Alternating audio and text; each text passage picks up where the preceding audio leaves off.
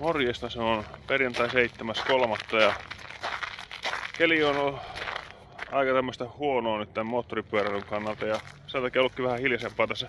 Plus, että mulla on ollut muutama isompi projekti jossa menossa ja ajattelin, että lähdetäänpä nyt katsomaan ne mitä ollaan tehty tähän mennessä ja paljastetaan tässä vähän kesän uusia menopelejä niin sanotusti, niin lähdetään katsomaan tonne tallille päin ja käydään pikkusella testiajolla uudella pyörällä, millä en oo ajanut sitten, no okei 50 metriä on ajanut tähän mennessä.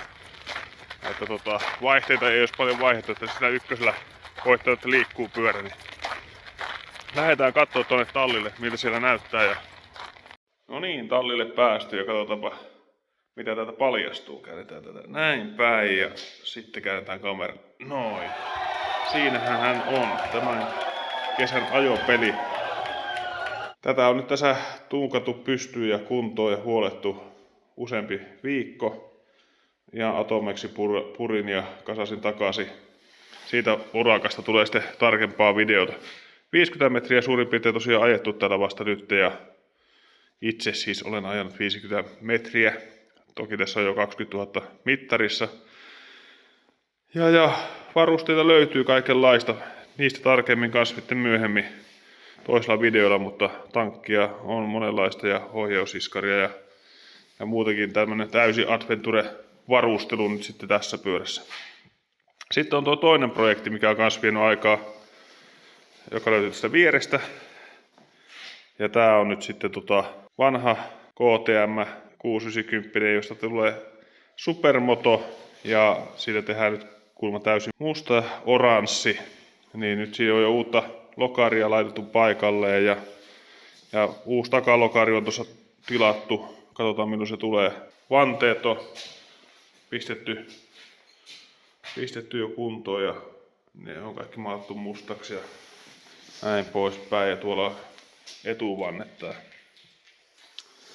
Ja sittenhän on iskari hommia tehty, että nyt on oranssi iskarit laitettu tonne noin ja muuta, niin tässä on aikaa palannut ihan kiitettävissä määrin näiden molempien projektien kanssa ja niistä sitten tosiaan tarkempi video tulossa jossain vaiheessa kun ehtii tehdä. Mutta hei, nyt lähdetään testaamaan miltä tää pyörä tuntuu tuolla liikenteessä. Toivottavasti ei ole jäässä tiet. +2. Näytti aika kuivalta, niin lähdetään koittaa pieni lenkki. No niin.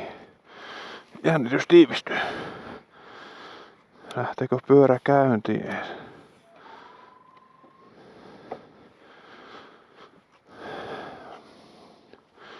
Pikkusen jos sais näköjään säätää. Nyt kun eka kertaa istuu kyytiin ja katso, no se kääntyykin tossa ihan kohtuudella.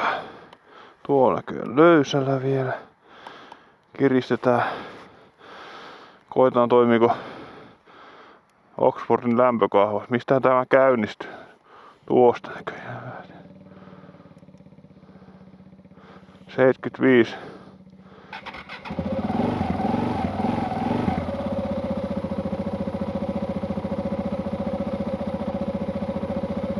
Pitkät valot päällä.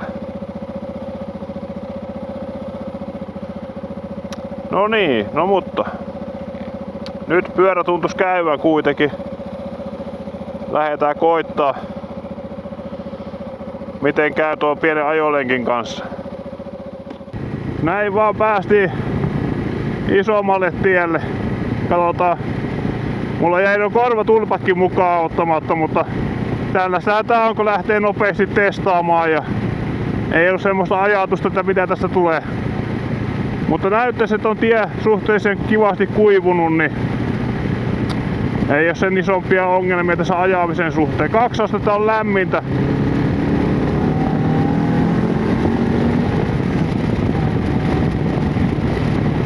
Joo, kyllä se ihan kivasti vetää. Ja sen verran tässä kattelin justiinsa, että en tiedä miten tuo ABS-valon vilkkuminen tuossa tarkoittaa. Tässä täytyy alkaa opiskella tämmösiä ABS-juttuja, koska niitä mulla ei ole koskaan tässä ennen ollut. pyörässä, niin mitä se tarkoittaa nuo eri merkkivalot tässä ruudussa. Ja tämmöistä hienoa mittaristoa kai jo ennen ollut, missä olisi jotain kierroslukuja näkynyt. Joo, ihan hyvin tuntuu kulkevaa ja tasaisesti menee. Ei sen suhteen huolia eikä murheita. Jonkun verran tosiaan tuli palautetta tosta noin kavereita, joilla on ollut tää sama tornio aikaisemmin käytössä, niin että aika paljon puhaltaa päähän tästä, eli pyörteilee päähän. Ja no nyt mulla ei oo niitä korvatulppia mukana, niin mä en osaa ihan tarkasti sanoa, että onko tää sen pahempi. Tää pyörä itessä on paljon hiljaisempi kuin toi mun vanha, johtuen siitä ilmanputsarin jutuistakin, esimerkiksi, että siinä oli Evo 1 ilmanputsari kotelo ja tässä on ihan toi vakio vielä paikallaan, niin paljon hiljaisemmat imuäänet sitä kautta. Ja muutenkin tää ajo äänet on tällä hetkellä paljon hiljaisemmat, vaikka ei oo korvatulppiakaan. Mutta tosiaan en osaa sitten vielä sanoa, että ainakin 80 vauhdissa niin ei tämä niinku ihan hirveän pahalta tunnu tämä meteli. Jos nousee tänne. Kyllä se, no joo, tossa kun seisoo niin huomaa, että kyllä se pyörteilee.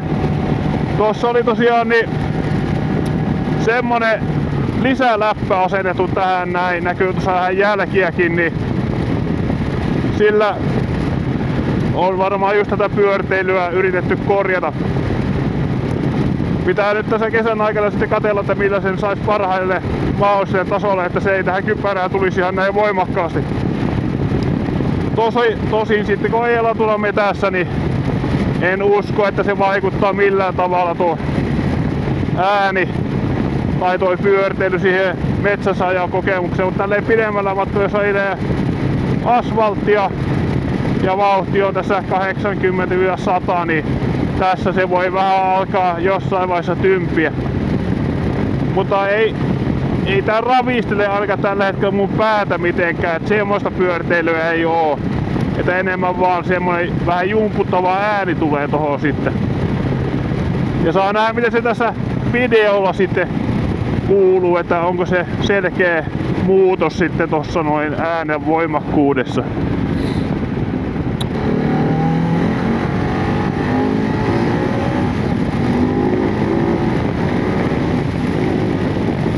Aika hyvin lähtee. Kyllä tässä potkua löytyy. Pitää vaan varovaisesti katsoa vähän noin kurvit. Nyt on vähän kosteen näköisiä kuitenkin, niin ettei olla siellä pötköllään sitten. Tässä mallissa ei käsittääkseni ole vielä mitään luistonestoissa juttuja, eli se on sitten vasta siinä 19 vuosimallissa ja tämä on niinku 17-18 otettu käyttöön, niin tässä ei vielä ole semmosia kaikkia elektronisia humputuksia, paitsi tuo ABS sitten tietenkin. Tosiaan siitä vanhasta pyörästä niin oli ajatus tehdä nyt sitten A2 Supermoto.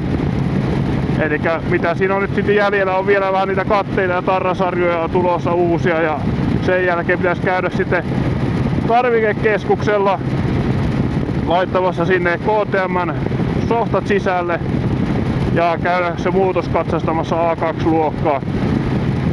Ja sen jälkeen on sitten tietenkin ajoharjoittelut ja muut, niistä sitten tulee videota lisää tossa kevään aikana. Ainakin siitä kun mennään käymään tekee ne softaukset siihen tarvikekeskuksella ja sen jälkeen käydään se katsastamassa, niin siitä ainakin ajattelin, että saadaan video. Se voi jopa kiinnostaa jotain, että miten se tapahtuu se asia. Ja onko siellä katsastuksessa jotain mitä pitäisi ottaa huomioon. Sehän meillekin selviää sitten kun mennään viemään se pyörä sinne, että onko siellä jotain mitä olisi pitänyt tajuta tehdä eri lailla. Esimerkiksi tuossa nyt on vaihdettu se valo, että pitääkö vaihtaa sitten vakiolamppu siksi aikaa takaisin kun käy siellä vai kiinnostaako siellä katsastusasemalla se, että minkälainen valo siinä on. Sen näkee sitten. No niin, ajolenkki ajettu ja pyörähän oli mitä mainioin ja tuntui hyvältä. Lähdetään tuonne mettään eli kun tiet vähän sulaa ja lähdetään oikeasti testaamaan miten iskarit ja kaikki muut toimii. Ei mitään muuta kuin hyvää viikonloppua ja palataan taas asialle heti kun saadaan näitä projekteja valmiiksi ja heti kun saadaan vielä niin kelit semmoiseksi, että pääsee tuonne mettään ajelemaan. Ja mulla oli se 1000 tilaajan special-jakso, niin sekin on tuossa suunnitteilla käsikirjoitusta tehty, että mitä siihen pistää sisälle, niin sekin on tulossa. Ei mitään, tilakkaahan kanava, niin saatte sitten heti tiedon, kun tulee uusia videoita. Se on morjens.